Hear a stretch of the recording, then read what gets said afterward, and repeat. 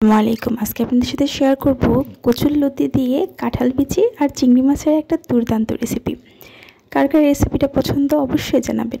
তার জন্য আমি নিয়ে নিলাম কচুরলতি, চিংড়ি মাছ আর কাঁঠাল বিচি চিকন করে কেটে নিয়েছি।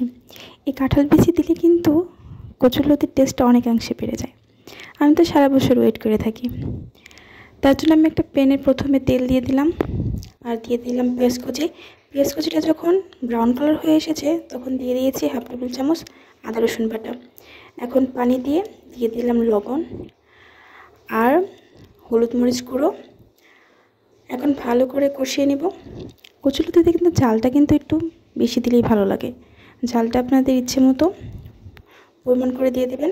এখন দিয়ে দেব চিংড়ি মাছ। চিংড়ি মাছগুলো একটু ভালো করে কষিয়ে নেব। চিংড়ি মাছ কিন্তু তাড়াতাড়ি সিদ্ধ হয়ে যায়, খুব বেশি সময় ধরে কষাতে হবে না। যখন তেল ছেড়ে আসবে তখন দিয়ে দেব আগে থেকে কেটে রাখা কাঁঠাল বিচিগুলো। কাঁঠাল বিচি যেহেতু সিদ্ধ হতে একটু সময় বেশি লাগে তাই একটু আগে দিয়ে দিলাম। এখন সামান্য পানি দিয়ে একটু ভালো করে কষিয়ে দেব। যখন মোটামুটি সিদ্ধ হয়ে আসবে তখন দিয়ে দেব আগে থেকে পরিষ্কার করে রাখা কচুরলতিগুলো। এখন দিয়ে ভালো করে কষিয়ে নিব।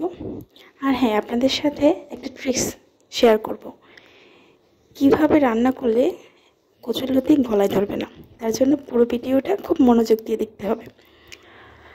এই তো এখন দিয়ে দেব লেবু। এই লেবুর কারণেই কিন্তু কচুরলতিটা একদম গলায় ধরবে না। যখন লাস্ট পর্যায়ে হয়ে আসবে তখন এক চির লেবুর রস দিয়ে দেব। এতে করে টেস্টটাও খুব ভালো আসে আর গলায় ধরার কোনো চান্স থাকে না।